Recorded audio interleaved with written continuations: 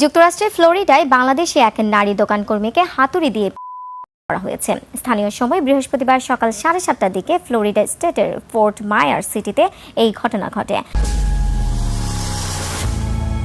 দর্শক, আপনারা ইতিমধ্যে জানতে পেরেছেন যে গত 2 এপ্রিল বৃহস্পতিবার সকাল 7:30টার দিকে যুক্তরাষ্ট্রে বাংলাদেশি নারী নীলুফার ইয়াসমিন নির্মমভাবে হাতুড়ি দিয়ে শিকার হয় এবং এই ঘটনাকে গ্রেফতার করা হয়েছে।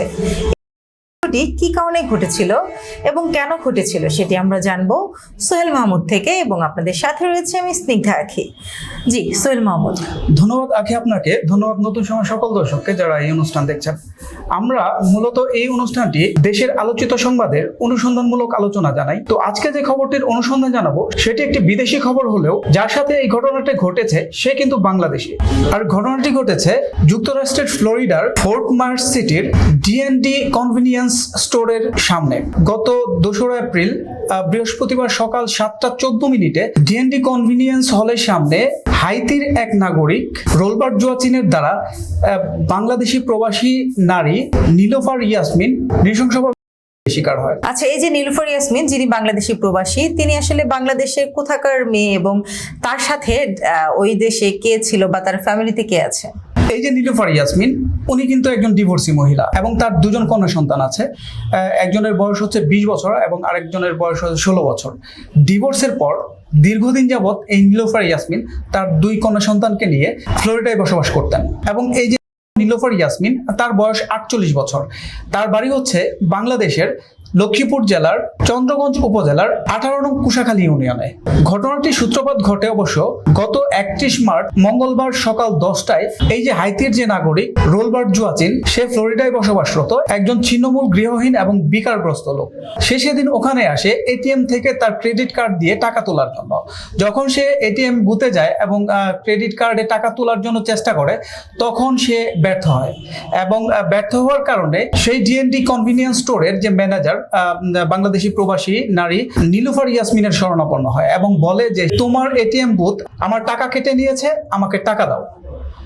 তখন নীলুফার ইয়াসমিন বিষয়টা বুঝতে পারে এবং তাকে বলে তুমি হয়তো ভুল পিন দিয়েছো, যার কারণে তোমার টাকা ওঠেনি। এটা সে বুঝিয়ে বলার পর বলে যে এই এটিএম তো আমার না, আমি তোমাকে টাকা দিতে পারবো না।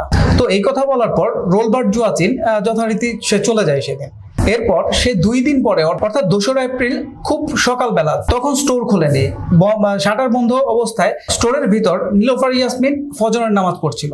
এই অবস্থায় রোলবার্ট জোয়াচিন সে স্টোরে ঢুকে এবং স্প্যানিশ এক অন্য সেলসম্যান, স্প্যানিশ নারী, তার সাথে দেখা হয় এবং সে নীলুফার ইয়াসমিনকে খুঁজতে থাকে।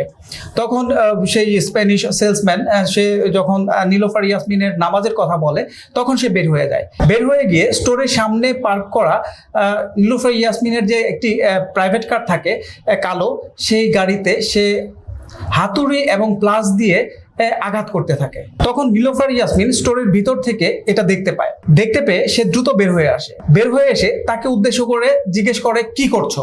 তখন রোলবার্ট জোয়াচিন তার দিকে ক্ষিপ্রভাবে এগিয়ে আসে এবং বলে যে আমার টাকা দাও। এই কথা বলে সে সজোরে মাথায় হাতুড়ি দিয়ে আঘাত করে। সেই আঘাতের পর নীলুফার ইয়াসমিন লুটিয়ে পড়ার পরও আলবার্ট জোয়াচিন তাকে উপর্যুপরি অনেকগুলো আঘাত করে হাতুড়ি দিয়ে তার মাথায়।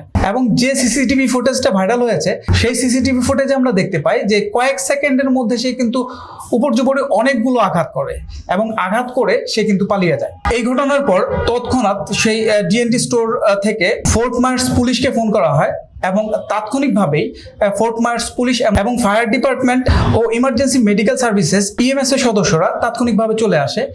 এসে নীলুফার ইয়াসমিনকে অতি দ্রুত পাশের হসপিটালে নিয়ে যায়।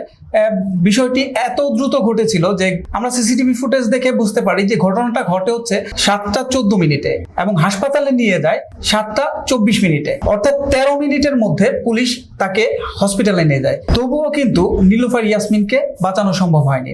কর্তব্যরত চিকিৎসক তাকে ঘোষণা করে। এরপর পুলিশ সেই সিসিটিভি ফুটেজ থেকে যে তাকে চিহ্নিত করার পর তাকে দ্রুত গ্রেফতার করে।